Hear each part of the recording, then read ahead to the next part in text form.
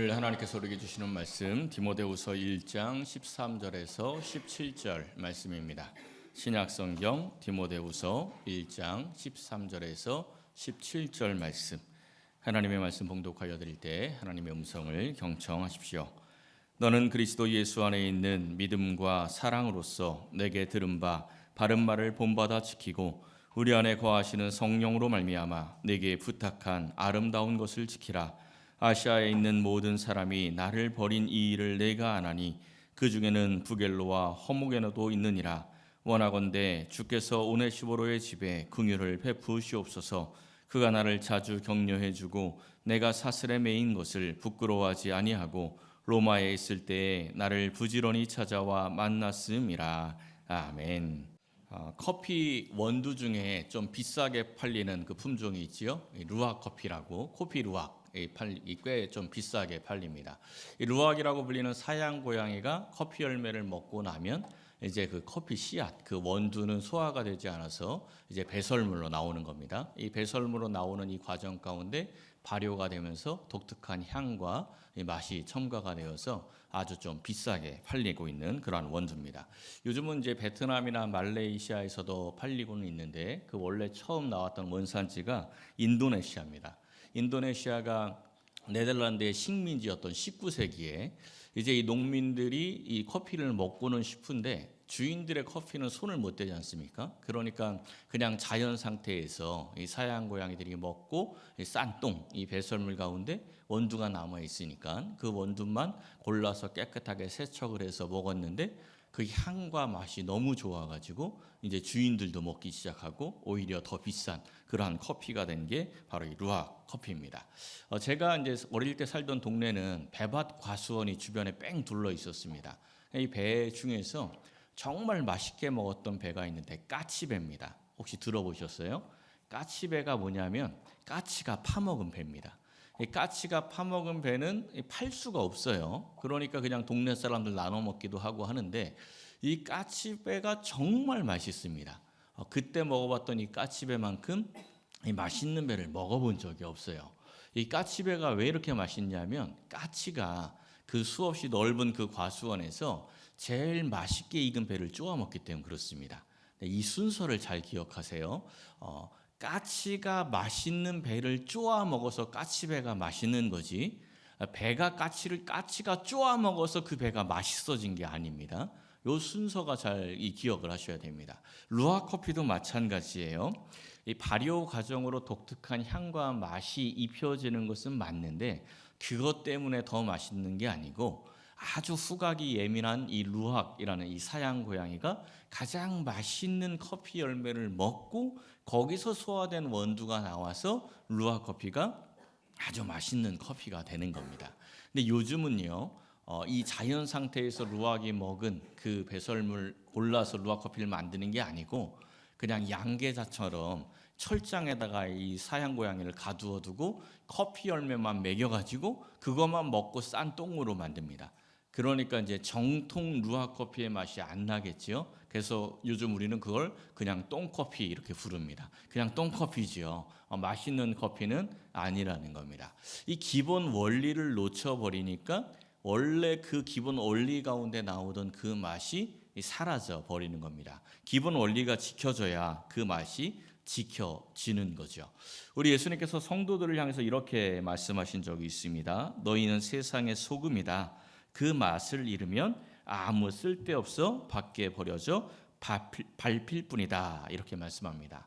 이 성도가 이 세상의 소금인데 그 맛을 잃으면 능력 있는 교회, 능력 있는 성도가 되는 것이 아니라 세상에서 조롱거리가 되고 밟힐 수밖에 없는 그러한 교회와 그러한 성도가 되는 것입니다. 오늘 말씀은 우리 성도들이 어떤 기본 원리를 지켜야 이 맛을 지켜낼 수 있는지를 말씀해 주고 있습니다. 사랑하는 성도 여러분, 오늘 이 말씀을 상고하면서 우리가 지켜야 할 것이 무엇인지 깨닫고 맛을 잃은 소금이 아니라 맛을 내는 그러한 복된 소금으로 살아가는 인생이 되시기를 예수님의 이름으로 간절히 축원합니다. 첫째는 은혜를 지켜야 합니다. 오늘 본문 9절 말씀을 보십시오. 우리를 구원하시고 거룩하신 소명으로 부르신 것은 우리의 행위대로 하심이 아니고 예수 안에서 우리에게 주신 은혜대로 하심이다. 이렇게 말씀합니다. 좀 쉽게 말씀을 드리면 우리가 하나님께 부름받은 것이 은혜라는 겁니다. 우리가 주일 아침에 이렇게 이 자리에 앉아서 예배 드리고 있는 것, 이 자리에 앉아 있는 그 자체가 하나님께서 우리에게 베풀어 주신 가장 큰 은혜라는 겁니다. 이게 가장 본질적인 은혜예요. 구원받은 은혜. 이것이 가장 본질적이고 가장 큰 은혜입니다. 그런데 우리는 이 구원받은 은혜, 가장 본질적인 은혜보다는 내 입맛에 맞는 은혜를 더 원합니다. 내가 원하는 것들이 있지 않습니까? 그래서 내가 원하는 것들이 딱 이루어지면 하나님께서 은혜를 주셨어 이렇게 이야기를 하죠. 근데 내가 원하는 게 이루어지지 않으면 왜 나만 겪는 고난이냐, 또 하나님이 있냐 없냐 막 이렇게 이야기를 합니다. 구원받은 은혜가 전혀 지켜지지 않는 거죠. 그냥 내가 원하는 것에 따라 그 마음이 바꿔지게 되는 겁니다. 은혜가 무엇인지 모르니까 은혜를 지켜내기가 어려운 것입니다. 구원의 은혜가 무엇이죠? 구원의 은혜를 좀 풀어서 이야기를 하면 죄와 사망의 노예가 되었던 우리들을 예수님의 십자가 보혈로 구원해 주신 겁니다. 그러니까 죄와 사망의 노예에서 자유를 얻게 되고 이제 평안과 안식을 얻게 된 게 구원의 은혜입니다. 구원의 은혜를 지키고 구원의 은혜를 누린다는 사람들은 영적인 자유와 평안과 안식을 누리고 있는 사람들입니다. 여러분들 그거 누리면서 살고 계십니까? 이걸 잘 못 누리고 있어요. 그러니까 은혜를 잘 지키지 못하고 있다는 거죠. 출애굽한 이스라엘 백성들을 한번 생각해 보십시오. 구약 성경에서 애굽, 바벨론 이런 것들은 다 세계를 상징합니다. 이 세상을 상징을 해요. 이스라엘 백성들이 애굽에서 노예로 살고 있었습니다. 그러니까 세상의 노예로 살고 있었다는 거예요. 그 세상의 노예로 살고 있었던 이스라엘 백성들을 하나님이 구원해 주시고 자유를 주셨습니다. 그래서 이스라엘 백성들이 하나님의 은혜로 홍해바다를 건넜고 광야길을 걸어서 시내산에 도착을 했을 때 하나님께서 십계명을 주시죠. 그 십계명을 주셨는데 그 시작을 한번 보세요. 3절 말씀이 너는 나 외에는 다른 신들을 내게 두지 말라. 제1계명이죠. 근데 이 첫 번째 계명을 주시기 전에 하신 중요한 말씀이 있습니다. 나는 너를 애굽 땅 종되었던 집에서 인도하여 낸 내 하나님 여호와니라. 이 말씀이 십계명을 이해하는 가장 중요한 키 포인트입니다. 그러니까 잘 생각을 하셔야 돼요. 하나님께서 이스라엘 백성들에게 십계명을 주시면서 얘들아 너희들 이 계명 지키면 너희들 지금 힘들게 살고 있는 이 애굽에서 구원해서 너희들에게 자유를 줄게. 이렇게 해서 십계명을 주신 게 아닙니다. 먼저 노예로 살고 있던 이스라엘 백성들을 구원하셔서 자유를 주시고 그리고 말씀하시는 게 바로 이 말씀이라는 거예요. 어떤 말씀이에요? 얘들아 너희들 이 계명 지키면 구원해 줄게. 이게 아니고 얘들아 너희들 세상에서 종으로 살고 있었지 노예로 고통받고 있었지 이제 너희들은 바로의 노예가 아니다. 내 백성이다. 내 자녀다. 그러니 이제 내 안에서 자유를 누리고 평안을 누리고 안식을 누려라. 그것을 누리기 위해서 이 십계명을 지키면 너희들이 그걸 마음껏 누릴 수 있을 거야 하고 주신 게 바로 이 십계명입니다. 그러니까 십계명은 하나님이 주시는 자유와 안식을 누릴 수 있는 방법입니다. 그런데 이스라엘 백성들은 이 십계명을 또다시 족쇄로 만들어 버립니다. 자유를 누리라고 십계명을 줬는데 이스라엘 백성들이 이걸 또다시 자기들의 족쇄로 삼아서 이게 또다시 자기들을 짓누르는 그러한 계명이 된 거죠. 우리는 모두 하나님께 구원받은 백성들입니다. 그러니까 하나님께서 우리에게 영적 자유를 주었죠. 그 자유를 누려야 합니다.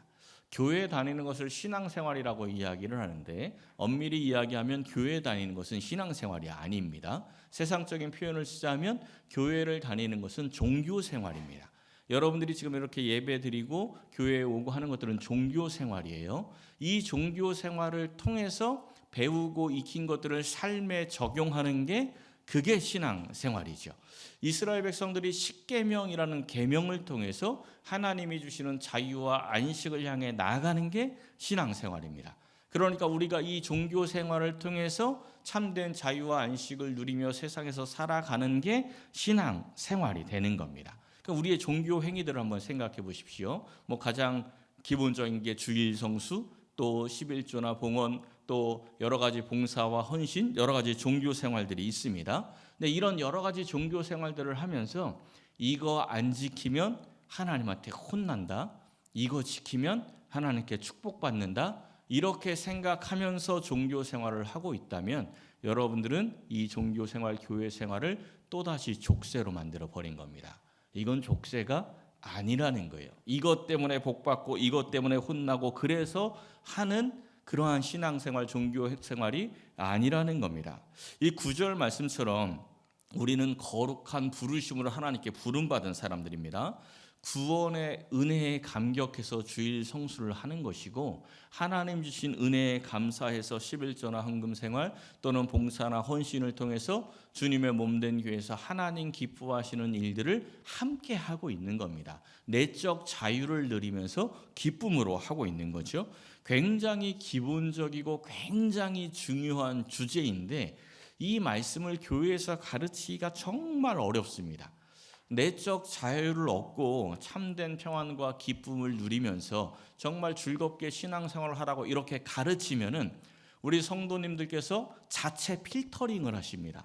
자체 필터링을 해서 이걸 어떻게 듣냐면, 종교 생활에 매여 있는 것은 잘못된 신앙생활이구나, 주일 성수에 그렇게 매여 있어서 안 되겠네, 이제는 좀 자유롭게 주일 성수해야 되겠다 하고 주일에 막 놀러 다니는 거죠.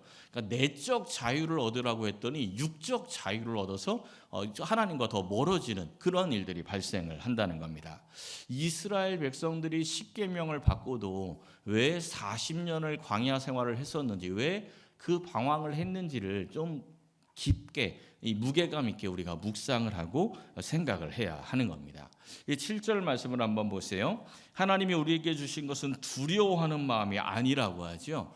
그러니까 이 종교 생활, 이것에 두려움을 가지고 하는 게 아닙니다. 이거 잘못해서 어떻게 될까봐 그렇게 하는 게 아니라는 거죠. 오직 능력과 사랑과 절제하는 마음이다. 두려워서 주일 성수하는 거 아니고, 손해 볼까봐 11조하고 봉헌 생활하는 거 아니고, 복 받으려고 봉사하는 게 아니라는 거죠. 이 세상을 이길 수 있는 능력, 그리고 사랑과 절제하는 마음으로 그 하나님의 일에 우리가 자유롭게 참여를 하는 것입니다. 은혜 받으려고, 복 받으려고 종교 생활하는 거 아닙니다. 종교 생활을 은혜 받기 위해서, 복 받기 위해서 하는 게 아니고, 은혜 받은 것 알기에, 하나님이 주신 복 받은 거 알기에 우리가 종교 생활을 하면서 더 깊은 하나님의 은혜 안으로 들어가려고 하는 것입니다.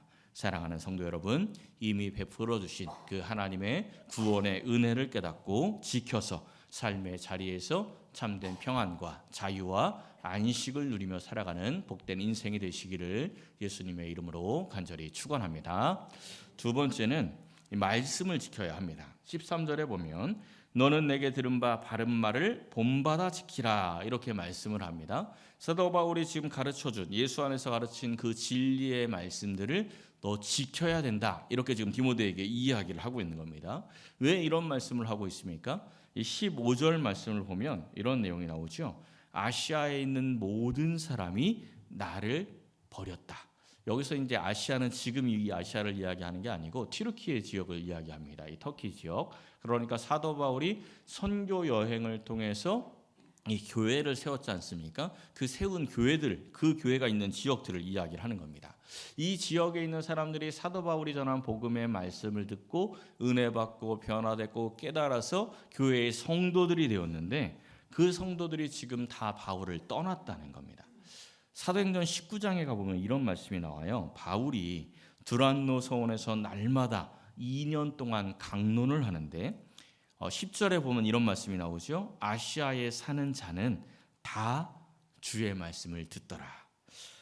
이 말씀하고 오늘 본문하고 이렇게 좀 비교해서 말씀을 묵상해 보면 굉장히 좀 씁쓸하지 않습니까? 마음이 되게 안타까워요. 마음이 참 아픈 말씀입니다. 아시아에 사는 자들이 다 주의 말씀을 들었다 하고 사도행전 19장에서 이야기를 했는데, 오늘 본문에서는 아시아에 있는 사람들이 모두 다 떠났다, 이렇게 이야기가 되는 겁니다. 굉장히 아픈 말씀이죠. 그 중에 부겔로와 허무게노도 있대요. 굳이 이 두 사람의 이름을 이야기하는 것을 보면 이 부겔로와 허무게노라는 사람이 아마도 이 소아시아에 있었던 그 교회의 굉장히 중요한 일꾼들이었던 것 같아요. 그러니까 그 시대 이 교회 사람들이 저 사람들 정말 대단한 믿음의 사람들이야. 교회가 다 무너져도 저 사람들은 교회를 지킬 것 같아. 이렇게 인정받았던 사람들이 부겔로와 허무게노인데 절대 시험에 들 것 같지 않았던 그 사람들마저도 바울을 버리고 말씀에서 떠났다는 것입니다. 왜 이렇게 되었을까요? 세상이 박해하니까? 로마의 박해가 세서 그렇습니까? 그렇지 않습니다. 박해를 받았다고 해서 다 떠나는 게 아니죠. 세상의 환경이 문제가 아니고 바울이 전한 그 말씀들을 이 사람들이 지키지 못했기 때문입니다. 말씀을 지키지 못하니까 신앙도 지키지 못하는 거죠. 몇 해 전에 이 지앤컴 리서치에서 한국 교회 개신교인의 성경 읽기 실태 조사 이렇게 해서 조사를 하고 설문조사 결과를 발표한 적이 있어요. 우선 첫 번째 질문이 뭐였냐면 성경이 하나님의 말씀인 것을 인정합니까? 이런 질문이었는데 성경이 하나님의 말씀인 것을 인정하는 사람이 71.5%였습니다. 그리고 성경에서 삶의 답을 찾고 있습니다라고 대답한 사람이 72.6%였어요. 이 개신교인들을 대상으로 질문한 겁니다. 그런데 성경을 읽는 횟수에 대해서 질문을 했더니 일주일에 두세 번 읽습니다가 19.5%, 일주일에 한 번 읽습니다가 14.8%, 한 달에 한두 번 읽습니다가 11.7%, 그 이하 1년에 한두 번 읽는 사람이 9.2%. 이 통계 조사를 살펴보면요, 성경을 아예 읽지 않는다라고 대답한 사람이 25%였는데 1년에 한두 번 잠깐 펴보고 한두 장 깨작거리는 사람도 나는 아예 읽지는 않아 이렇게 대답을 했기 때문에 사실상 성경을 거의 읽지 않는 사람들이 교회에 다니는 사람들 가운데 60% 정도가 되는 겁니다. 우리 교회 성도님들은 어떨지 모르겠는데 이 통계대로라면 여기 계신 분들 가운데 절반 이상은 사실상 성경을 거의 읽지 않는 그러한 분들이라는 거죠. 참 아이러니죠. 성경이 하나님의 말씀이 분명하다라고 대답을 하고 성경의 삶에 대한 답이 있다라고 대답한 사람이 70%가 넘는데 읽지는 않아요. 굉장히 아이러니한 거 아닙니까? 하나님의 말씀을 읽지 않는데 어떻게 이 신앙을 지키고 말씀을 지켜낼 수가 있겠습니까? 7, 80년대 한국교회 이 부흥과 성장은 세계적으로 유명했죠. 한국교회 성도들의 신앙적인 열정이 세계적으로도 굉장히 유명했습니다. 그런데 지금은 왜 이렇게 주저앉았을까요? 제가 어릴 때만 해도 제 교회 다녀 이러면 쟤는 착한 애야 이런 말이었습니다.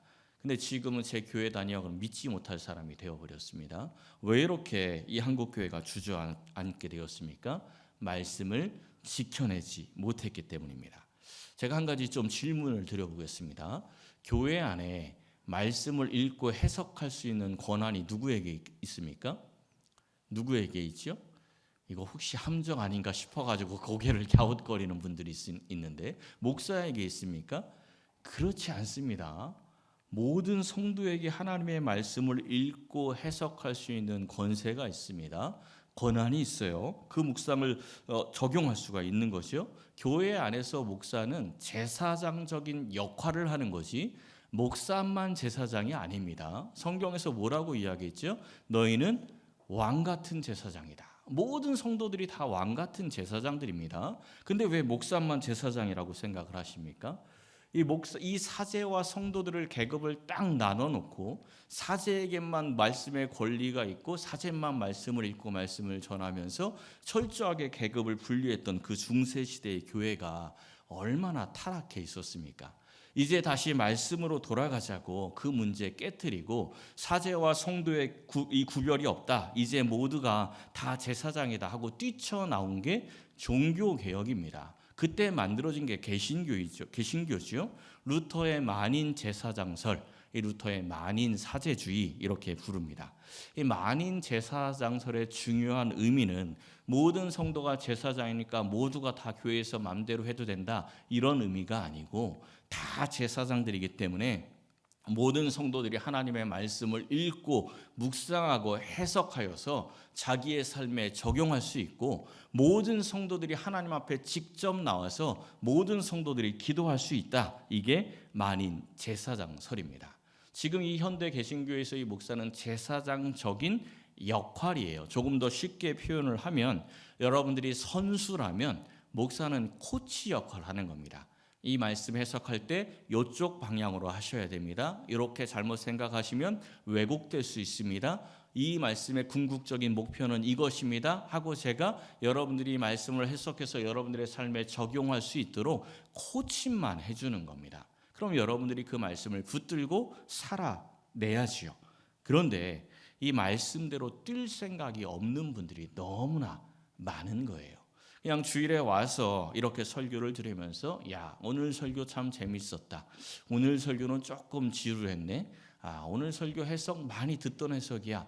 야, 오늘 설교 해석은 참 신박한데? 이러고 그냥 끝나는 겁니다. 그리고 돌아가는 거죠. 그래서는 결코 말씀을 지켜낼 수가 없습니다. 인지발달 연구의 선구자 피아제가 아동의 인지발달을 4단계로 이야기한 적이 있습니다. 그 중에 2단계가 전조작기인데 2살부터 7살까지의 나이를 전조작기라고 해요. 이때의 특징 가운데 하나가 보존 개념이 없습니다. 보존 개념이 뭐냐면 아주 유명한 실험이 하나 있습니다. A 자리에 보면 똑같은 컵 2개가 있죠. 물의 양이 똑같이 들어있지 않습니까? 요 똑같이 들어있는 요 컵 2개를 놓고 여기에다가 긴 컵을 하나 가져와요. 긴 컵을 하나 가져와서 요 한쪽 컵에 있는 것을 그 긴 컵에다 쪼르륵 따른 겁니다. 컵이 길다 보니까 좀 높이가 높아지죠. 그리고 이 C의 컵을 보여주면서 이 전 조작기에 있는 애들에게 어느 게 더 많니? 이렇게 물어보는 겁니다. 어느 게 더 많습니까? 그렇죠. 똑같다라고 나와야 되는데 지금 이쪽에서 조금 헷갈리신 분들이 보였어요. 보존 개념이 없으면 큰일 납니다. 똑같은 거죠. 근데 이 보존 개념이 없는 7살 이하의 아이들은 이걸 보면서 긴 컵이 더 많다고 대답을 합니다. 그러니까 눈앞에서 다 봤어요. 지금 눈앞에서 다 봤는데도 긴 컵이 더 많다고 대답을 해요. 그럼 엄마가 보기에 답답해요? 안 답답해요? 답답하죠. 그러니까 엄마 인상이 약간 찌그러지면서 야, 잘 봐봐, 다시 봐봐 이러면서 한 번 더 합니다. 요걸 한 2-3번 반복하면 애가 지도 먹고 살아야 되니까 엄마 눈치 잘 보다가 똑같아요 이러고 대답을 하죠. 그러면 이제 이해했구나 이렇게 엄마가 좋아하는데 이해한 게 아닙니다.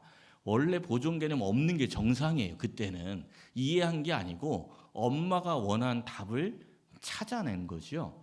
우리가 이 하나님의 말씀을 스스로 읽고 묵상하지 않으면요, 여러분들은 목사가 원하는 답을 찾아냅니다. 아니면 이 세상 교회들, 종교라는 틀 안에서 원하는 답을 찾아냅니다. 하나님이 정말 내게 원하는 답을 찾아내는 게 아니고 그냥 종교 생활이 원하는 답을 찾아낸다는 거예요. 그거는 정답이 아닙니다. 하나님이 정말 원하는 답을 찾아내야 돼요. 말씀과 가까이 하지 않으면요, 아무리 여러분들이 교회에서 훌륭한 일꾼이 되었다 하더라도 결국은 부겔레와 허무게가 될 수밖에 없는 겁니다. 말씀을 가까이 하셔야 되는 거예요. 여호수아에게 주셨던 말씀을 한번 보십시오. 이 율법책을 내 입에서 떠나지 말게 하며 주야로 그것을 묵상하여 그 안에 기록된 대로 다 지켜 행하라. 그리하면 내 길이 평탄하게 될 것이며 내가 형통하리라. 아멘. 사랑하는 성도 여러분, 말씀을 읽고 묵상하고 해석하고 삶에 적용하는 것, 우리 예수님께서 십자가의 보혈로 우리에게 주신 특권입니다. 교회사 가운데 수없이 많은 사람들이 순교하면서 우리에게 물려준 특권입니다. 그 특권 저버리지 말고 마음껏 누리시면서 말씀을 지켜내어서 여호수아처럼 평탄하고 형통한 길을 걸어가시는 복된 성도 여러분 되시기를 예수님의 이름으로 간절히 축원합니다. 마지막 세 번째는요, 선한 것을 지켜야 합니다. 14절 말씀을 보면 내게 부탁한 아름다운 것을 지키라 이렇게 말씀합니다. 이 디모데후서 1장에는 지키라라는 표현이 많이 나와요. 금방 은혜를 지키라고 했죠. 또 말씀을 지키라고 했죠. 이제 마지막으로는 내게 부탁한 아름다운 것을 지키라 이렇게 말씀합니다. 아름다운 것이 뭐지요? 뭐가 아름답습니까? 저는 이 서해 바다에 가보면 이 갯벌에 물이 쫙 들어오는 걸 보면 굉장히 아름다워 보입니다. 야, 저기 잡을 거 많겠다 이 생각이 들어요. 저는 잡는 거 좋아하니까. 그래서 그게 참 아름다워 보이는데 우리 큰애는 고개를 절레절레 흔듭니다. 저기 들어가면 힘들다 이러는 거죠. 누가 맞는 거죠? 아름답게 보는 게 맞습니까? 힘들게 보는 게 맞습니까? 옳고 그름이 없지요. 이건 옳고 그름이 없습니다. 왜냐하면 사람마다 관점이 다른 거죠. 그러니까 우리가 지켜내야 할 아름다운 것은 사람의 관점으로 아름다운 게 아닙니다. 하나님 보시기에 아름다운 것을 우리가 지켜내야 돼요. 아름다운 것이라고 번역된 헬라어가 칼로스인데 이렇게 번역이 되어 있습니다. 선한, 좋은, 아름다운, 고상한, 그리고 설명에 토부의 역어로 사용되어 하나님의 뜻에 일치하는 것을 의미한다. 토부 자주 말씀드리지 않습니까? 하나님 보시기에 선한 것.